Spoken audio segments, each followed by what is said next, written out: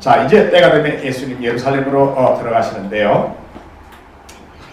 예루살렘으로 올라가시다가 감람산 벳박의 맞은편에서 두 명의 제자들 건너편 마을에 가보면은 아무도 타보지 않은 새끼 나귀가 그저 매여 있을 텐데 풀어가지고 끌고 와. 왜 남의 나귀 끌고 가냐 그러던 주가 쓰시겠다 그래라. 그리고 나중에 돌려보낸다 그래. 그래가지고 제자들이 가가지고 나귀 새끼를 끌고 왔어요.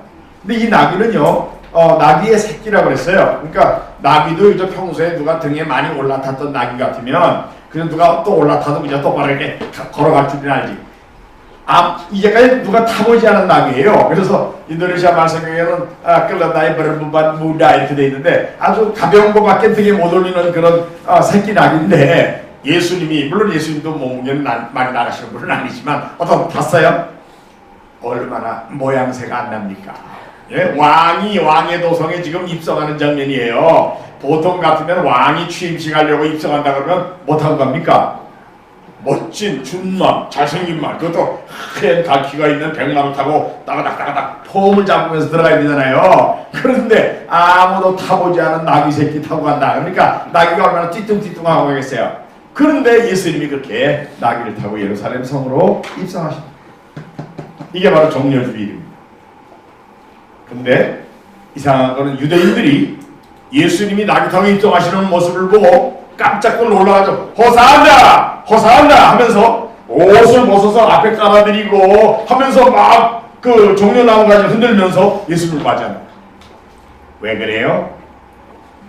구약 성경의 스가랴서 9장 9절과 10절에 예언의 말씀이 있어서 그렇습니다. 스가랴서 9장 9절과 10절에 보면은 예언의 말씀이 나오는데 그 예언에 의하면 시온에 따라 크게 기뻐할지어다 예루살렘에 따라 즐거이 부를지어다 보라 내 왕이 내게 임하시나니. 분명히 왕이죠. 왕이 오시는 분이에요. 그분이 나귀를 타고 입성한다고 그랬어요. 근데 그 왕은 누구냐면 그는 공의로우며 구원을 베푸는 왕이다 그 말이에요. 여러분, 이게 우리 기독교의 아주 유일한 구원관입니다. 다른 어떤 종교도 이 내용을 흉내내지 못해요. 구약성경 이사야서에 보면은요, 이사야 45장에 하나님이 선언하십니다. 나 외에 다른 신이 없나니. 나 외에 다른 어떤 신도 없다. 나는 누구냐? 나는 공의를 행하면서도 구원을 베푸는 하나님이라는 겁니다. 그리고 또 말씀하십니다. 나 외에 다른 이가 없느니라. 보세요. 나 외에 다른 이가 없다. 나 외에 다른 이가 없다. 나는 특징이 뭐야? 나는 공의를 행하면서도 구원을 베푸는 하나님이다 그 말이에요. 여러분, 공의라는 게 뭡니까? 착한 일 하면은 잘했다 상 주고, 나쁜 짓 하면은 뺏게 하고 벌 주는 거, 이게 공의예요. 근데 우리 하나님은요, 엄격하게 공의를 행하는 분이에요. 착한 일 한 사람에게는 상을 주시고 나쁜 짓 한 사람에게는 벌을 주시는 거야. 그러면 보세요. 사람들이 다 죄인인데 하나님의 공의가 나타나면 죄인들은 다 어떻게 되는 겁니까? 다 벌을 받게 돼 있어요. 다 망하게 돼 있다니까. 그런데 하나님이 그렇다고 공의를 포기하시는 게 아니라 공의를 엄격하게 집행해요. 벌을 줘요. 그러면서도 죄인을 구원하신다. 이게 우리 기독교의 유일한 가르침인데요. 보세요. 하나님은 하나님 자신이 우주 만물을 만드셨을 뿐만 아니라 우주 만물을 지금도 전지전능하신 능력으로 통치하고 계시는 주권자이십니다. 근데 어디나 그 주권자에게는, 통치자에게는 통치자의 성품이 그의 통치에 그대로 나타나게 돼 있어요. 근데 우리 하나님 어떤 하나님이냐면 능력면에서는 전지전능해. 그러니까 다 알아. 무슨 생각했는지, 무슨 말했는지, 어제 어디 가서 어떤 짓 했는지 다 알아요. 그러니까 속일 수가 없어요. 그분은 그런 분 전지하면 또 전능해. 그러니까 벌도 분명히 낮출 능력도 있어요. 그런 분이 이 전지전능한 능력으로 지금 우주 만물을 통치하고 계시는 거예요. 근데 하나님의 이 통치 영역 하에 우리 사람들하고 천사들은요, 피조물들 중에 이 도덕성을 가지고 있는 피조물이에요. 선악을 알고 착한 일 하면은 착한 일 하고 나쁜 짓 하면 가책을 받으면서 나쁜 짓 하고 도덕성이 있는 윤리적인 그런 피조물이다 그 말이에요. 그래서 이 윤리성을 가지고 있는 피조물에게 하나님의 공의가 나타날 때는 하나님이 상을 주거나 벌을 주는 것으로 나타나는 거예요. 자, 이제 이걸 좀 더 설명을 해보면, 하나님이 전능하신 능력으로 우리를 통치하시는데 도덕성을 가진 피조물인 우리가 죄인이 됐어요. 아담이 죄를 지은 다음에 아담의 그 죄에 대한 책임도 있지만 아담의 죄는 우리의 성향을 부패시켰어요. 그래서 우리들에게 죄의 소원은 내게 있으나 너는 죄를 다스릴지니라. 가인에게 벌써 아담이 타락하자고 아담의 아들에게서부터 벌써 말씀하시거든요. 우리 속에는 이 부패성 성향이라는 게 있어요. 그래서 음란하고 거짓되고 이기적이고 이런 게 있단 말이에요. 그래서 요 부패한 성향 때문에 또 죄를 짓는 거야. 그러니까 부패한 성향이 있는데 죄를 지으니까 또 부패해지고 죄는 더해져 가고 사람들은 다 죄인이 된 거죠. 근데 우리 하나님은 어떤 분이냐? 거룩한 분이죠. 하나님의 거룩성이 우리 같은 도덕성을 가진 피조물에게 나타날 때 착한 일하면 상 주고 나쁜 일 하면 벌 주는 거로 나타나는데 그걸 공의라고 해. 공의. 그래서 하나님의 거룩성이 공의로 나타나면 죄인은 벌을 받게 돼 있어요. 망하게 돼 있어요. 그런데 우리 하나님은 거룩성만 가지고 있는 하나님이 아니라 성품이 좋으신 하나님이에요. Goodness of God. 예? 우리 하나님 좋으신 하나님이야. 이 하나님의 좋으심이 우리 같은 피조물에게 나타날 때는 사랑으로 나타나는 거예요. 근데 이 사랑이라는 단어는 사랑을 받는 대상이 예쁘고 착하고 그러는 걸 그냥 사랑이라고 그래. 근데 비참하고 못되고 그런 사람을 사랑하는 거는 긍휼이라고 그래요. 그러니까 내용은 같아. 사랑한다, 긍휼을 베푼다 같은 거야. 근데 하나님이 어떻든 거룩한 분으로 엄격하게 공의를 해가지고 벌을 집행하면서도 좋으신 하나님이라서 우리를 사랑해가지고 우리를 구원하시는 하나님인 거예요. 그래서 벌을 주면서도 죄인을 구원하는 하나님의 방법이 바로 대신 벌 받아주는 제도입니다. 이거를 신학적으로는 속죄, 대속이라고 그래요. 대속. 근데 여러분 전도할 때 대속이라는 말 쓰지 마세요. 잘 못 알아들어. 알아들을 수 있는 말을 해야 전도가 되잖아요. 쉬운 말은 대신 벌 받아주는 제도 요겁니다. 한번 따라하세요. 대신 벌 받아주는 제도. 누군가가 대신 벌 받아만 나오. 그러면 원래 죄 지은 사람이 받아야 될 벌을 대신 벌 받는 자에게 벌을 내리고 이 죄인을 용서해 주시겠다는 거예요. 마치 1000만 원을 꿨는데 못 갚아. 근데 옆에 분이 1000만 원 갚아줬어 대신. 그러고는 1000만 원 이게 다 해결된 걸로 합시다. 그러면 해결되는 것처럼 원래 구약의 속죄 제사라는 게 하나님이 만드신 바로 대신 벌 받아주는 제도를 통한 죄 용서받는 방법인데요. 죄를 지은 사람이 양을 한 마리 끌고 제사장 앞에 옵니다. 제사장님, 나 정말 좀 부끄럽지만 내가 이런 죄를 지었는데 나 하나님 앞에 벌 받을까봐 두려워하니까 이 문제 좀 해결해 주세요. 제사장, 그래 정말 그러지 지었어. 남이 알면 창피하니까 얘기하지 말고 이 문제 좀 해결해 주세요. 그래 할 수 없구만. 양에게 손을 얹으시오. 양에게 손을 얹고 죄를 다 양에게 뒤집어 씌우는 거야. 그리고 제사장이 양을 끌고 가가지고 너 이놈 왜 그런 죄를 지었어? 양을 죽여가지고 양이 벌을 받는 거예요. 이걸 속죄제사라고 그러는 거예요. 그런데 아시는 대로 구약의 속죄제사는 어디까지나 예표지 어떻게 양이 사람을 대신 벌을 받습니까?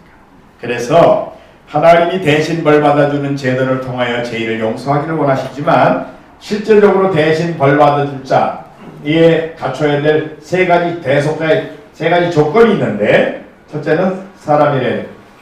죄를 지은 게 사람이기 때문에 대신 벌 받는 자도 사람이래야 되는 거예요. 사람은 사람이로 돼. 죄는 없는 사람이래야 돼요. 왜 그래요? 죄의 삭시 사망이기 때문에 자기가 죄가 있는 사람은 자기 죄 때문에 자기가 벌 받아야 되기 때문에 남의 죄를 대신 벌 받아줄 수가 없어요. 자기 죄 벌 받으면 이미 자기가 죽고 끝나니까. 그 다음에 세 번째 조건은 여기 생각해보세요. 여기 이제 예를 들면 60명의 죄인이 있다고 해보겠습니다. 60명의 죄인이 다 사형 선고받았어요 이제. 그럼 60명을 사형으로부터 누군가가 대신 벌받아 죽어주려고 그러면 죄 없는 사람 몇 명이 필요해요? 60명 있어야 돼요. 근데 그것도 자, 이제 여기 김병선이라는 못된 죄인이 사형 선고 받았는데 우리 이제 김영현이라는 착한 분이 대신 벌받아 죽어줬어요. 자, 그래서 김병선이 이제 살아났어. 그런데 김병선이가 또 죄를 지어서 또 사형 선고 받았어. 그러면 어떻게 돼? 또 다른 사람이 또 죽어야 되는 거예요. 그래서 구약 시대에는 해마다 속죄 제사를 계속 드려도 사람들의 죄의 문제가 완전히 해결되지 않아. 그래서 사실 모든 사람들의 모든 죄를 대신 벌받아 주려고 그러면은 모든 사람들을 다 합한 것 이상의 가치를 지닌 존재가 대신 벌을 받아야 되는데 그런 존재는 하나님 한 분밖에 안 계십니다. 사실 한 사람이 천하보다도 귀하거든요. 근데 이 천하보다도 귀한 사람들을 다 합치는 정도니까 얼마나 많은 거예요. 이거보다 더 가치 있는 존재는 하나님 한 분밖에 안 계시다니까. 그래서 세 번째 조건은 무한한 가치를 지닌 자여야 된다라는 건데 하나님이라는 뜻이에요. 다시 하나님 외에는 무한한 가치를 지닌 존재가 없어요. 그래서 이 세 가지 조건을 갖춘 자가 대신 벌받아 주면은 대신 벌받을 수 있는 거죠. 그래서 우리가 아는 대로 하나님은 지정의를 갖추신 첫 번째 인격을 성부 하나님이라고 해요. 또 지정의를 갖추신 두 번째 인격을 성자 예수님이라고 해요. 지정의를 갖추신 세 번째 인격을 성령님이라고 합니다. 세 인격을 가지신 한 하나님이에요. 사람들은 한 인격 한 사람이지만 하나님은 세 인격 한 분이에요. 삼위일체라고 해요. 우리 머리로는 이걸 이해할 수 없어요. 하나님의 존재의 형태예요. 어떻든 성부 하나님의 뜻을 따라서 성자 예수님이 인간의 몸을 입어 세상에 오시되 우리와 똑같은 사람이 되시되 죄는 없는 사람으로 오면서도 무한한 가치를 지니신 하나님이라는 그 무한성을 그대로 가지고 오셔야 돼요. 그래서 보라 처녀가 잉태하여 아들을 낳을 것이요 그 이름을 임마누엘이라고 부르겠다. 이사야 7장 14절에 이렇게 말씀하셨는데 성령으로 신성을 그대로 가지고 오시는 거예요. 그러면서도 마리아는 사람의 몸에서 나십니다. 우리와 똑같은 사람이 되십니다. 그러면서도 죄는 없는 분으로 세상에 오신 거예요. 이름이 임마누엘이에요. 하나님이 우리 사람, 우리와 같이 계시다. 예수님은 완전한 하나님이시며 완전한 사람이에요. 100% 하나님이며 100% 사람이에요. 그건 우리의 그 머리로 이해가 안 되는 예수님의 또 특별한 모습이에요. 그러면서도 죄는 없는 분으로 왔어요. 마리아도 죄인입니다. 근데 마리아에게서 예수님이 나실 때 누가복음 1장 35절에 보면 성령이 내게 임하시고 마리아에게 임하시고 지극히 높으신 이의 능력이 너를 덮으리니 마리아를 덮으리니 이름으로 나실 바 거룩한 자는 거룩하다는 말은 죄가 없다는 말이에요. 그러니까 이적적으로 마리아를 성령이 덮고 성부 하나님의 이적적인 방법으로 탄생하셨기 때문에 이름으로 나실 바 거룩한 자 예수님은 원죄에 가담하지 않은 인성을 취하셨어요. 그래서 둘째 아담이라고 해요. 첫째 아담은 아담이고 그의 죄성에 모든 사람들이 참여해서 원죄 책임을 다 가지고 있지만 둘째 아담 우리와 똑같은 사람이 되셨으되 원죄에 가담하지 않은 인성을 취하셨고 예수님은 스스로도 죄를 지은 일이 없어요. 세 가지 조건이 예수님 속에 다 이루어졌어요. 사람이십니다. 완전한 사람이에요. 죄는 없는 분입니다. 원죄도 없고 스스로 지을 죄도 없어요. 그러면서도 무한하신 하나님이셔요. 뭐하러 오셨다고 그랬어요? 인자에 온 것은 섬기려 함이 아니라 섬기를 받으려 함이 아니라 도리어 섬기려 하고 자기 목숨을 많은 사람들의 대속물로 주려고 왔다. 대신 벌받아 죽어주려고 오셨다는 거예요. 세례 요한이 예수님을 소개하는 책임을 맡았던 인물이에요. 예수님보다 6개월 먼저 와가지고 예수님이 대중 앞에 처음 나타나시니까 예수님을 소개합니다. 보라! 세상 죄를 지고 가는 하나님의 어린 양이로다. 온 세상의 죄를 지고 가는 이 속죄제사의 어린 양 바로 이분이야 라고 예수님을 소개했어요. 예수님은 자기 목숨을 모든 사람 우리들의 대신 벌받아주는 대속물로 주려고 오신 분인 겁니다. 결국은 때가 되면 예수님 예루살렘으로 지금 올라가시는 거예요. 예루살렘에 가셔서 뭐 하시는 거예요? 나중에 십자가에 달려 우리의 죄를 대신 벌받아 죽으시는 겁니다. 그래서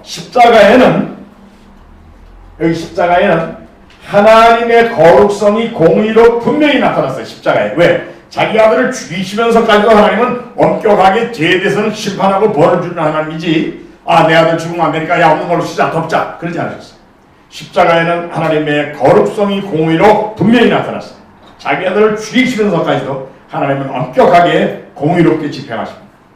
또 아울러서 십자가에는 하나님의 좋으심이 사랑으로 분명히 나타났어요. 자기 아들을 죽이시면서까지도 하나님은 우리를 사랑하셨지, 그냥 내 아들 죽으면 안 되니까 야 니들 사랑은 하지만 미안하다, 내가 구원해 줄 수 없어, 내 아들은 안 됐으니까 그래요? 아닙니다.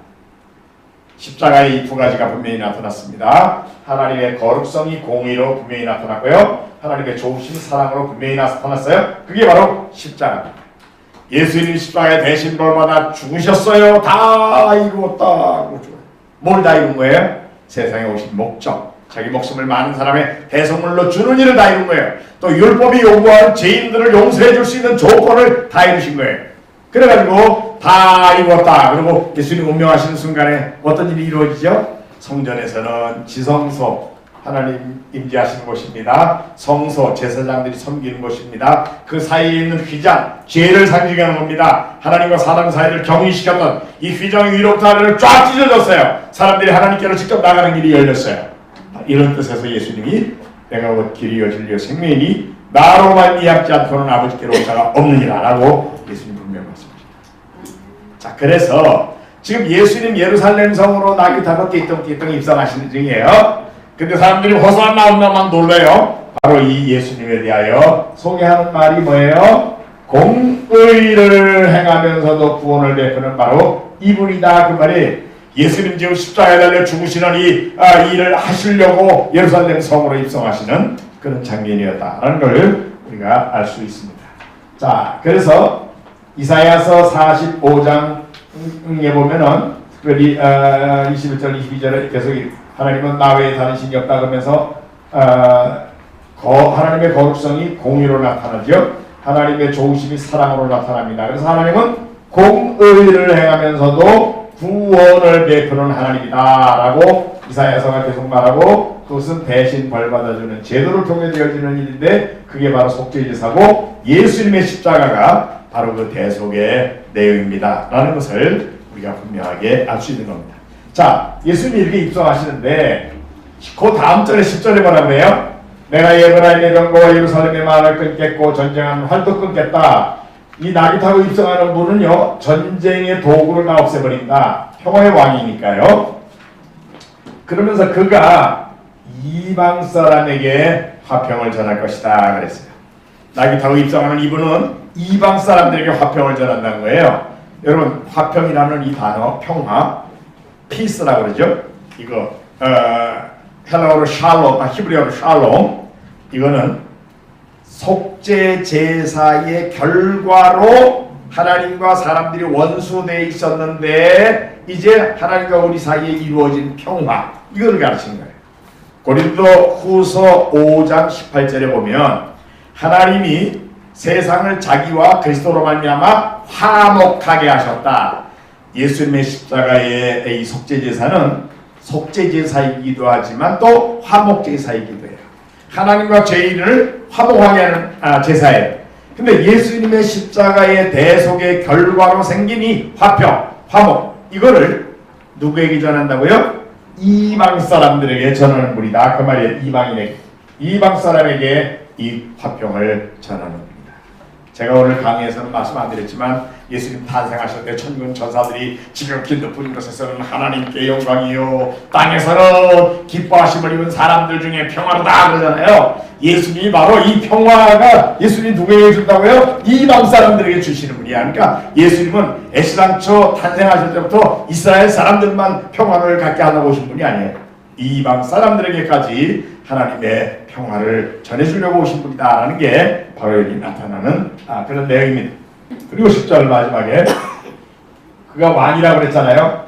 왕이라 그러면 자기 통치 영역이 있습니다. 그의 통치는 바다에서 바다까지 이릅니다. 여러분, 사람들이 지금 발 딛고 사는 데는 보면요, 어느 쪽으로든지 끝까지 가면 바다가 나오게 돼 있어요. 제가 이 건물이 이쪽으로 쭉 끝에 가면 서해바다라 그러면 이쪽으로 끝까지 가면 동해바다 나올 거예요. 이쪽으로 쭉 가면 남해바다가 나올 거고, 이쪽으로 쭉 가면 북한 지나고 중국 지나고 러시아 지나고 북해가 나올 거예요. 어디든지 바다에서 바다까지, 다른 표현으로 말하면 이쪽 땅 끝에서 저쪽 땅 끝까지가 다 이 나귀 타고 입성하는 이분의 통치 영역이다 그 말이에요. 이거는 메시아의 세계적인 통치를 보여주는 말입니다. 예수님 사실은 왕이셔요. 누구를 다스리는 왕이에요? 이스라엘만 다스리는 왕이 아닙니다. 바다에서 바다까지를 통치하는 분이다. 그 다음에 또 그분의 통치 영역을 다시 말할 때 유브라데 강에서 땅끝까지 이르겠다. 여러분 유브라데 강이 어디입니까? 창세기 2장에 보면은 하나님이 세계를 창조하시고 에덴 동산을 만드시고 에덴 동산에 아담과 하와가 살게 하셨습니다. 근데 에덴 동산 거기에 사람이 처음 살기 시작하던 거기서 4개의 강이 발원해서 흘러가기 시작하는데 그 중에 하나가 유브라데 강이에요. 그러니까 유브라데에서 이 말은 무슨 말인가 하면 사람들이 처음 살기 시작했던 거기서부터 땅끝까지 제일 멀리 가서 살고 있는 사람이 있는 데까지가 다 이분의 통치 영역이다. 그러니까 세상에 어느 나라의 어느 종족의 누구도 예수님의 통치 영역 바깥에 사는 사람은 없어요. 예수님이 바로 이 전 인류의 전 우주의 통치자이시다라는 걸 보여주는 그런 예언의 말씀이에요. 그러니까 여러분 예수님이 나귀 타고 띠떡띠떡 들어오시지만 이거는요 행동으로 바로 이사야서 스가랴서 9장 9절과 10절에 예언되어 있는 왕 바로 공의를 행하면서도 구원을 베푸는 왕 그리고 이방 사람들에게 화평을 전하는 왕 그리고 세계 이쪽 바닥에서 저쪽 바닥까지 전체를 통치하는 왕 그게 바로 나다라는 것을 예수님이 행동으로 선언하시는 장.